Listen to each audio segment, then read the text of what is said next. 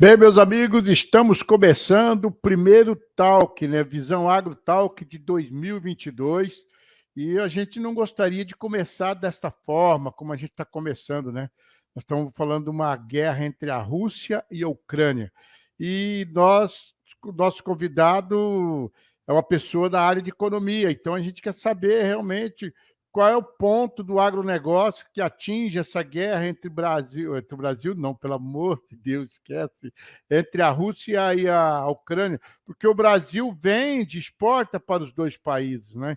Então, inclusive, o presidente Bolsonaro esteve esses dias aí atrás, lá na Rússia, né, conversando com o Putin, né? Então, e a gente quer saber o que isso pode atingir nosso agronegócio. E para falar com a gente é nosso amigo e parceiro e colunista também do Visão Agro, o doutor em Economia Aplicada pela Exalc, né? A USP, o gestor de projetos da PSEG e Haroldo José, né? Que é o nosso Haroldo José Torres, né? O Haroldo Torres. Haroldo, muito bom. Você, inclusive, escreveu agora um artigo esta semana, né? E muito interessante, né? O que esperar para a próxima safra do setor sucroenergético. E, de repente, nós tivemos que te convocar novamente para que você venha realmente falar aqui sobre esse assunto aqui que está mexendo não só com o Brasil, mas com o mundo inteiro. Tudo bem com você, Haroldo? Tudo bem, Alex? É sempre um enorme prazer estar aqui contigo, e não só contigo, mas com todos aqueles que acompanham o Visão Agro. É, você viu aí que você trouxe uma matéria super interessante, um artigo falando sobre a expectativa do agronegócio, né? Aqui da safra do setor sucrocoleiro, onde você nos dá um pouco de esperança, né? Mesmo com toda a dificuldade, problemas climáticos, o preço do fertilizante lá em cima, tudo. Mas agora o assunto mudou aí praticamente. O que podemos esperar? Onde nós podemos ser atingidos aqui do agronegócio com essa guerra da Rússia e da Ucrânia, Haroldo, economicamente? Perfeito, Alex. Tem um termo, né, que até hoje relembrava ele, que acho que muitos já ouviram aqui, né? É um conceito até ali do final dos anos 80, que foi utilizado para descrever o cenário no mundo pós-Guerra Fria. E aí nós criamos aquela expressãozinha lá que talvez muitos de vocês se lembrem, que era o famoso VUCA, né? O VUCA, o V ali começando com volatilidade. Era volatilidade, incerteza, complexidade e ambiguidade. No dia 24 de fevereiro, momento onde a gente teve aquela eclosão da Rússia com a Ucrânia neste conflito, efetivamente nós nos deparamos com esse cenário de incerteza, de um mundo extremamente complexo e volátil. Diante desse cenário, então, de complexidade, de volatilidade, é que vem a pergunta: como é que tudo isso vai impactar e pode impactar o agronegócio brasileiro? O primeiro item que eu quero começar comentando e discutindo com vocês diz respeito a petróleo. E aí eu preciso explicar o seguinte: a Rússia hoje ela é um dos maiores produtores de petróleo do mundo. Ou seja, a Rússia hoje ela é o terceiro maior produtor de petróleo do mundo. Ela tem uma Verdade. capacidade de produção de mais de 10 milhões de barris por dia. E é por isso que quando eclodiu essa guerra, esse conflito, essa tensão entre Rússia e Ucrânia, uma das primeiras coisas que nós percebemos foi o preço do petróleo rompendo em alguns momentos a barreira dos $100 o barril. Por quê? Justamente o mercado começa a ficar receoso em relação às sanções que podem ser aplicadas contra a Rússia. E sanções que podem vir a afetar o suprimento global de petróleo. Ou seja, o mercado começa a ficar receoso se não poderá haver uma redução das exportações russas de petróleo. Consequentemente, se isso se materializa, ou seja, se em função das sanções impostas por Estados Unidos, pela União Europeia ou pelos demais países, se essas sanções, se essas medidas implicarem em redução das exportações russas de petróleo, nós vamos ter uma redução da oferta de petróleo no mundo. E nós precisamos lembrar que a OPEP não consegue produzir de forma rápida o suficiente para fazer essa compensação. É por isso, então, que este vem o primeiro impacto. O primeiro impacto vem sobre o petróleo. E quando nós falamos de petróleo, nós precisamos lembrar o seguinte: então, desenha-se um cenário de preços de petróleo elevado, rompendo a barreira dos $100 o barril, como mencionei, e aí eu preciso entender esse impacto do nosso lado. Do nosso lado, eu quero dividir esse impacto no agronegócio brasileiro em dois, especificamente para o petróleo. Qual é o primeiro? Se isso, então, acontecer efetivamente, se esse conflito gerar essas sanções e essas sanções se refletirem em restrições de oferta, e assumindo que a Petrobras continuará a adotar a sua política atual de preços, ou seja, repassando para o mercado doméstico preços do petróleo no mercado internacional e taxa de câmbio, nós então estamos dizendo que a Petrobras vai repassar este aumento de preços para a gasolina e para o diesel. E aí começam os impactos para o agronegócio. Primeiro impacto, aumento do preço do diesel e, consequentemente, aumento do custo das operações mecanizadas no campo. Segundo ponto, e aí vamos olhar para o setor sucroenergético brasileiro. Se de um lado eu estou falando que a Petrobras, e se ela continuar a adotar essa política, ela repassando este aumento do preço do petróleo no mercado internacional e da desvalorização cambial para a gasolina, o que acontece? O etanol ele ganha competitividade e acaba motivando as usinas brasileiras a produzirem mais biocombustível em detrimento do açúcar. Ou seja, o mercado começa a perceber, a indicar uma tendência de que pode haver um desvio maior da cana para a produção de etanol no Brasil, principalmente pela alta da gasolina, e essa alta da gasolina viria via petróleo, e a Petrobras mantendo esse repasse. Consequentemente, olha que interessante para o setor sucroenergético. No mercado interno, o etanol hidratado fica mais forte em preço, pela demanda que está sendo desviada da gasolina. Então, a gente começa a criar um cenário de etanol ganhando competitividade. E olha um outro ponto interessante para o setor sucroenergético. Se eu começo a direcionar essa produção maior para a produção de etanol, eu estou reduzindo a oferta de açúcar. Consequentemente, as cotações do açúcar também podem ser valorizadas, levando um aumento do preço do açúcar. Esse, eu diria, que é um primeiro impacto já para a gente começar a discussão, Alex. Petróleo vai significar 2 pontos. Primeiro, diesel mais elevado para o produtor rural, impactando o custo das operações mecanizadas. E do outro lado, pode implicar para o setor sucroenergético especificamente uma migração para a produção de etanol, uma vez que o etanol hidratado pode ganhar competitividade em função desses aumentos de preços da gasolina. Mas, de novo, Haroldo, no Brasil... Pois não, Alex? e falando só, fazendo essa análise toda que você está falando aí, resultado, né? O frete ficará mais caro, além do, porque tudo usa óleo diesel. Os caminhões não usam etanol. Então, quer dizer, vai ser bom para os carros, né? Mas para o porte de transporte, caminhões, máquinas, isso aí vai encarecer, vai ficar praticamente inviável, né? Aí vai aumentar tudo, né? Ou não? Alex, você tocou num ponto que eu diria que é um dos mais sensíveis dessa discussão, que se chama inflação. O que é importante nós lembrarmos? Que a nossa matriz brasileira ela é movida a transportes praticamente rodoviários, e os transportes rodoviários utilizam-se de diesel.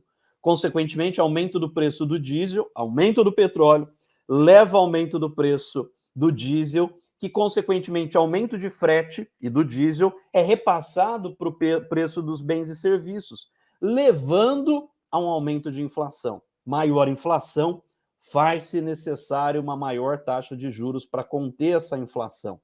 Portanto, o que eu costumo dizer é o seguinte: se essas restrições comerciais forem impostas, como nós estamos observando Estados Unidos anunciarem, como estamos observando a União Europeia anunciar, isso terá um impacto.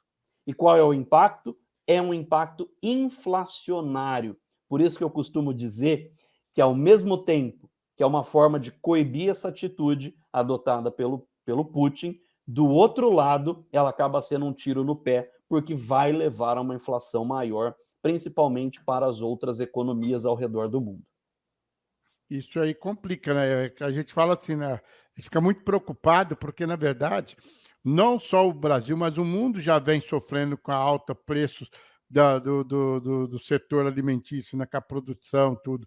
A gente vê, por exemplo, que a própria Rússia, ela, por ser a maior exportadora do parte agrícola, né? Que ela tem 220 milhões de hectares só para poder agriculturável, mas ela não é suficiente, né, na parte alimentar ainda. Ela não tem a segurança alimentar dela. Ela depende muito de outros países, principalmente do Brasil, que o Brasil ainda continua vendendo soja e milho para eles lá, né? Então é uma coisa que realmente, como que você acha que vai ficar essa, né? O Brasil vai continuar exportando para a Rússia, através desse embargo, dessas sanções, o Brasil vai ser proibido a enviar seus produtos para a Rússia ou Ucrânia?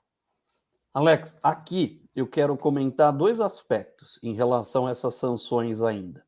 O primeiro ponto que eu quero discutir diz respeito justamente às nossas exportações, ou seja, aquilo que nós exportamos para a Rússia e Ucrânia. Por exemplo, no caso da Rússia, nós exportamos soja, exportamos carne bovina, ou seja, eu posso aqui ter uma penalização, por exemplo, na exportação de carne bovina para a Rússia.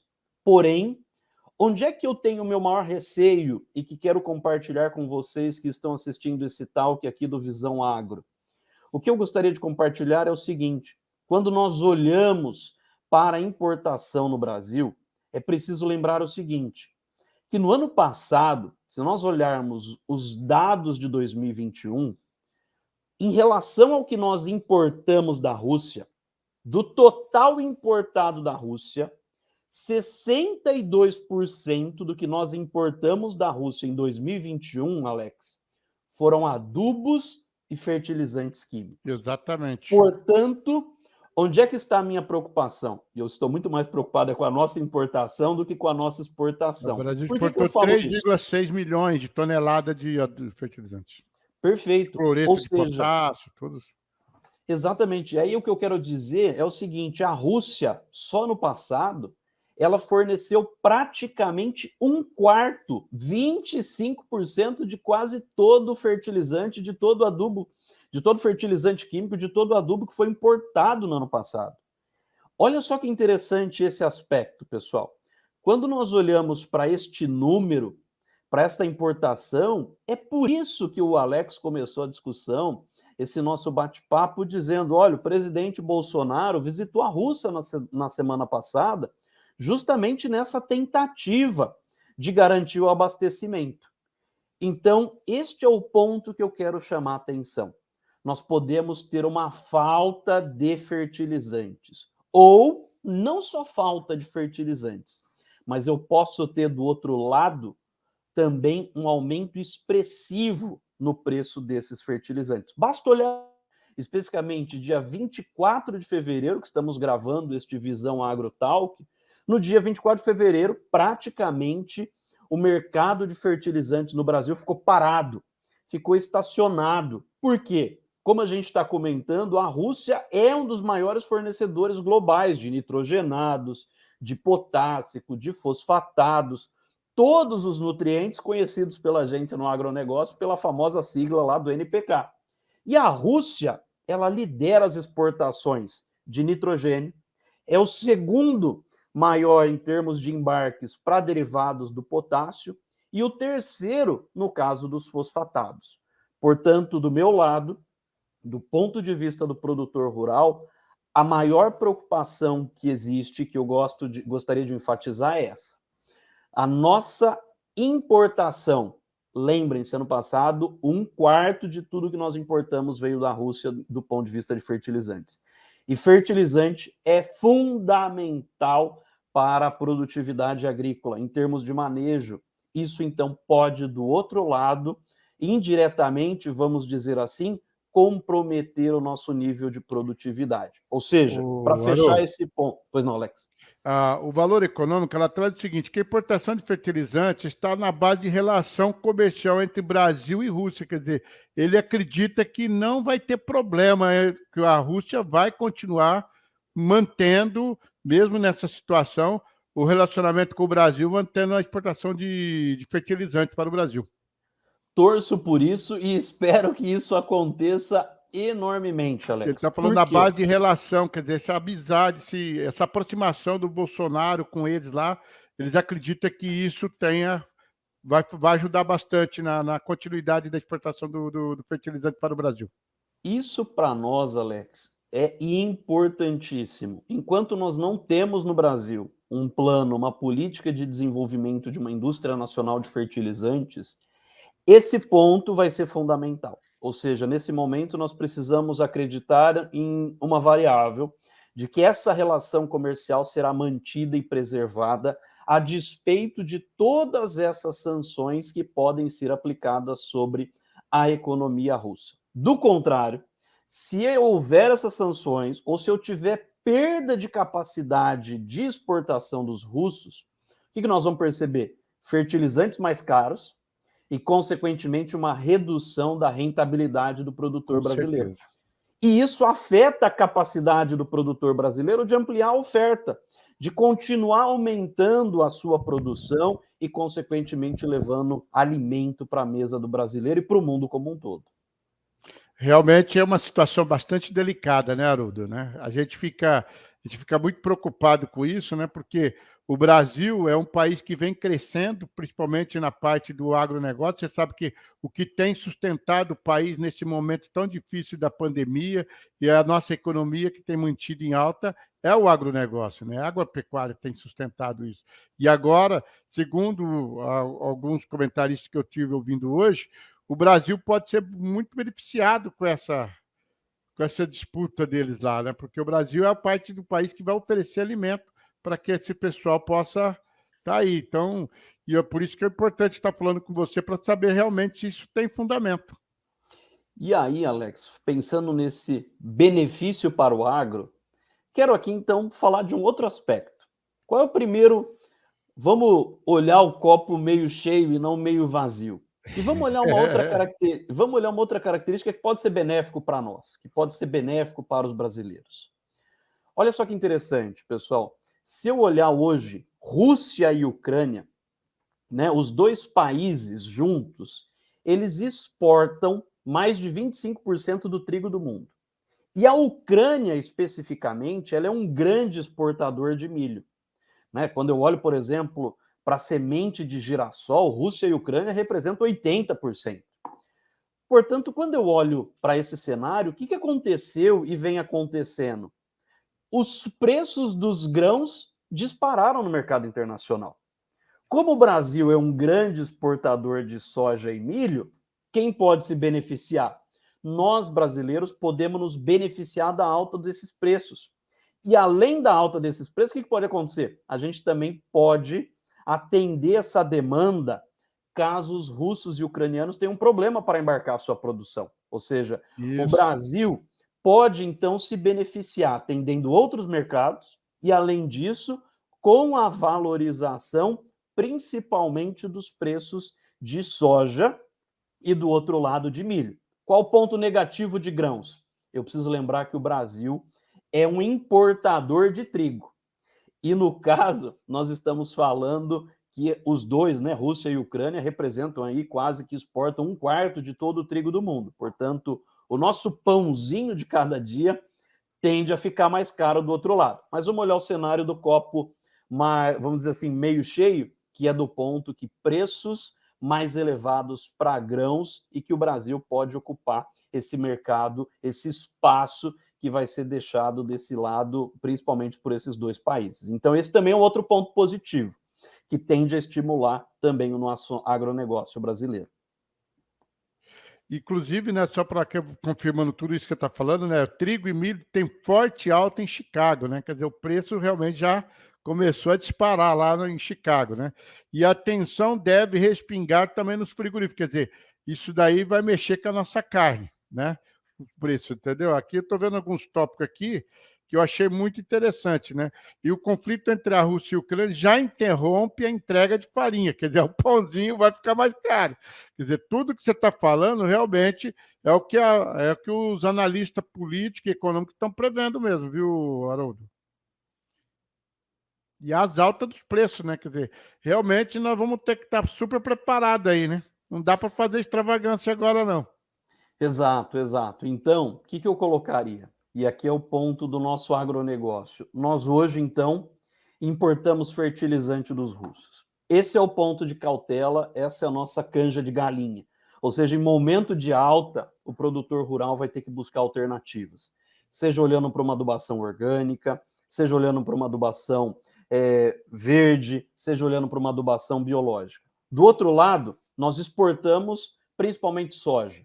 E os negócios com os ucranianos, por exemplo, incluem amendoim, incluem carne bovina. Por isso, essa preocupação, inclusive, dos frigoríficos, porque eu posso estar posso ter restrição para exportar carne para países como Rússia e Ucrânia, que hoje são players e são parceiros importantes do agronegócio brasileiro. Dessa forma, vai ser um ano quase que fechando aquilo que comecei a nossa discussão hoje, de extrema volatilidade, de extrema incerteza.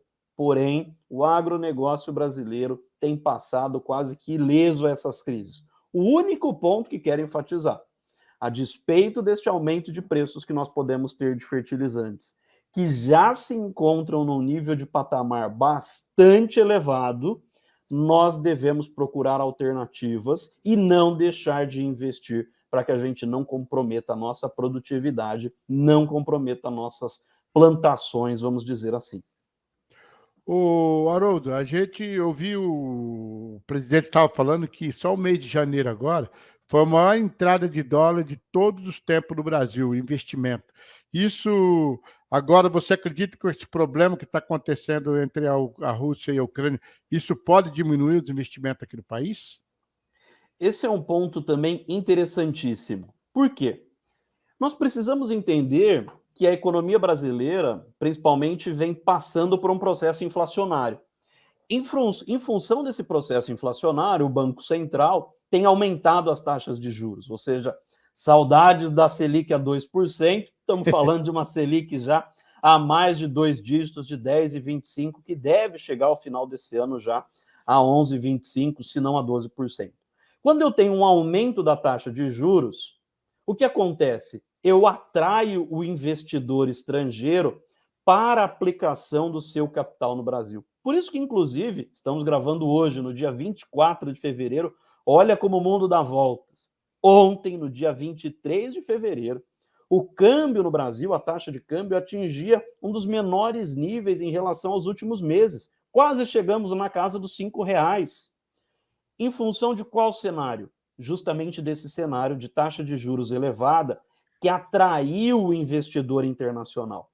Porém, quando temos esse ambiente indiretamente, de incerteza, de uma guerra, o que acontece? O investidor ele foge para ativos seguros.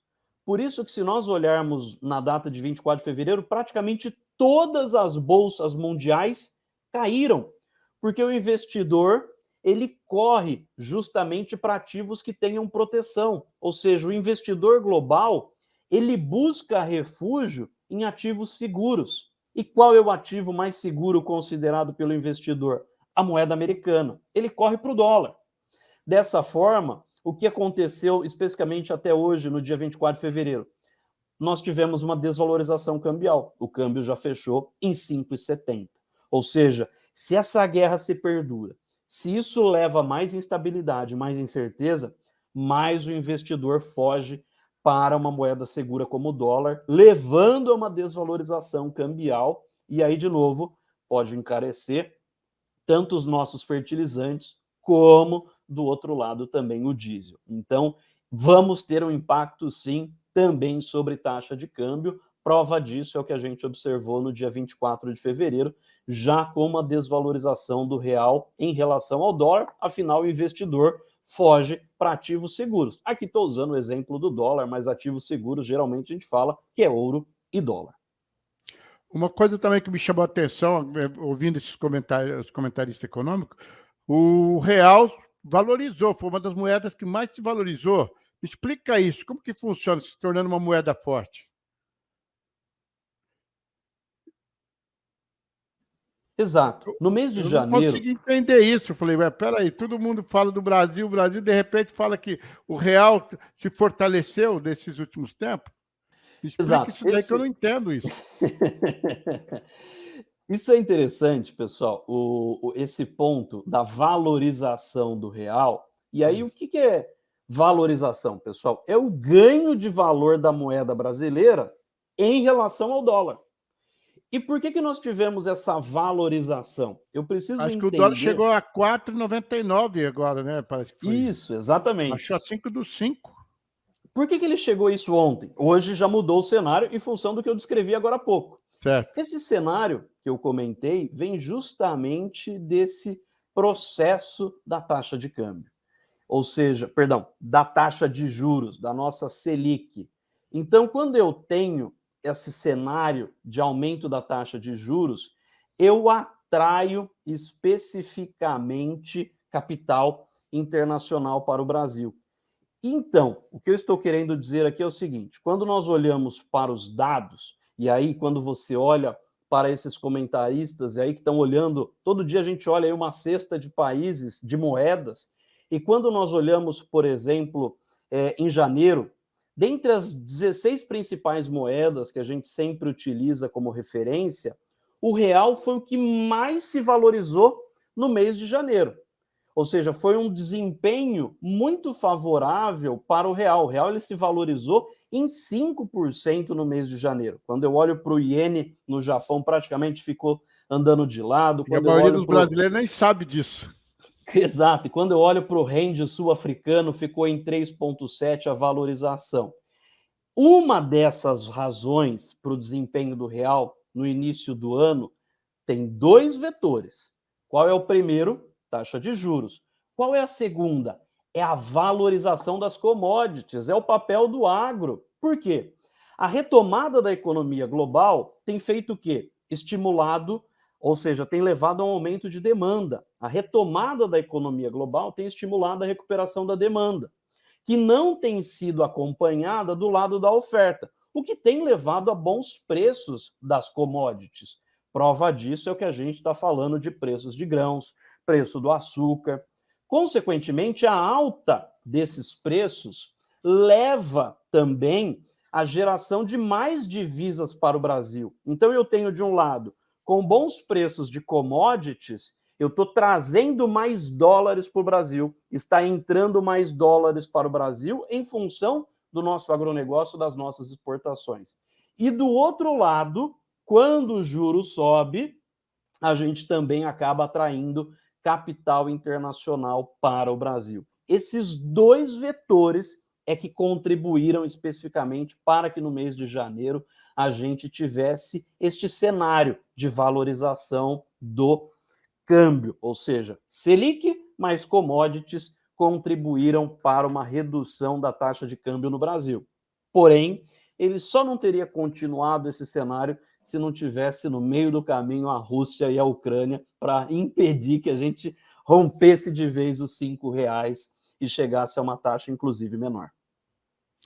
Haroldo, eu fico muito feliz aí de você estar dando esclarecimento e nos trazendo um pouquinho mais de tranquilidade, mas a gente sabe que esse ano de 2022 é um ano atípico para o Brasil, que além de estar enfrentando esse problema da pandemia, a gente agora está essa guerra entre a Rússia e a Ucrânia, nós também estamos num ano eleitoral. E a gente vê a dificuldade do ministro da Economia, Paulo Guedes, quando ele fala um cenário positivo, e a gente vê que muitos falam sobre o contrário. E a gente vê aí, por exemplo, a gente conversando, a gente ouviu aí falando sobre a valorização do real, a chance do Brasil melhorar a sua exportação, né, de levar mais produtos, o Brasil batendo recorde de produção, superando todas as dificuldades na parte da economia. Então, a gente fica muito assim, não é querendo fazer você ser uma mãe de Ná. O que a gente pode esperar? Eu sei que hoje o cenário é um, tanto é que você está frisando tanto 24 de fevereiro, porque falou, ó, hoje é isso, agora amanhã pode ser outra totalmente diferente. Ou para melhor ainda, ou retroceder. O que a gente pode esperar, pelo menos por esses meses, pelo menos pelo mês de março? Esse é um ponto interessante da sua colocação, que eu colocaria o seguinte, Alex. Primeira expectativa que eu tenho muito positiva é que vai ser um ano ainda muito, mas muito positivo para o agronegócio brasileiro. Acho que prova disso é o que a gente está falando aqui hoje. Estamos com uma demanda externa aquecida, estamos com estoque internacional em níveis relativamente baixos. Você sustenta ainda os 5% de crescimento? Então, eu estimo e acredito que o setor, pelo menos aí 4,5% tenha de crescimento.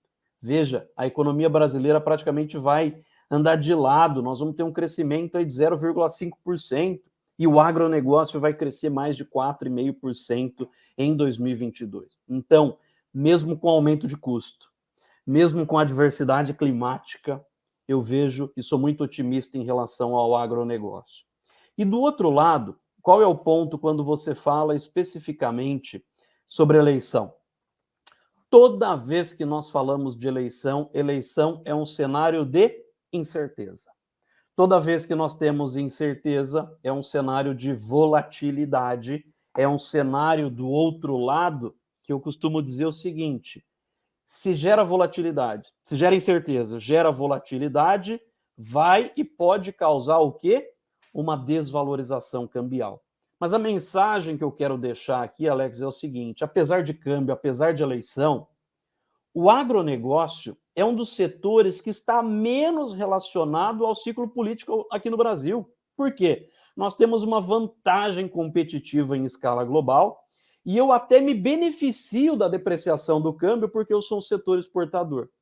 Então eu vejo que o agronegócio é um dos setores mais resilientes para atravessar um ano que promete fortes emoções. Então, apesar da gente estar enfrentando um momento difícil, eu gostaria de, quando a gente olha para os últimos anos, o agronegócio ele foi bastante beneficiado nesses ambientes de alta volatilidade, justamente porque ele está mais exposto à economia global e por ter uma receita dolarizada. Então, as empresas do setor, elas acabam tendo um crescimento mais estável e são menos cíclicas do que a economia brasileira de forma geral. Dessa forma, o que eu costumo dizer é que seja presidente A ou presidente B, nós vamos aqui, enquanto agronegócio brasileiro, continuar crescendo. Mas eu quero também aproveitar aqui, Alex, essa oportunidade para dizer como cidadão, e não como economista agora. Eu vejo que as eleições de outubro, pessoal, são uma oportunidade coletiva para a gente fazer escolhas virtuosas, votos conscientes, pensando na prosperidade nacional. Nós precisamos acabar com essa discussão de nós contra eles. Todos nós precisamos pensar no crescimento e no bem-estar nosso enquanto nação, enquanto um país que tem uma enorme oportunidade. Mas vejo que o agronegócio tem grandes chances de passar ileso por toda essa turbulência, Alex. É verdade, tudo que você está falando, você está coberto de razão. Casa dividida, o inimigo toma conta. Não é verdade?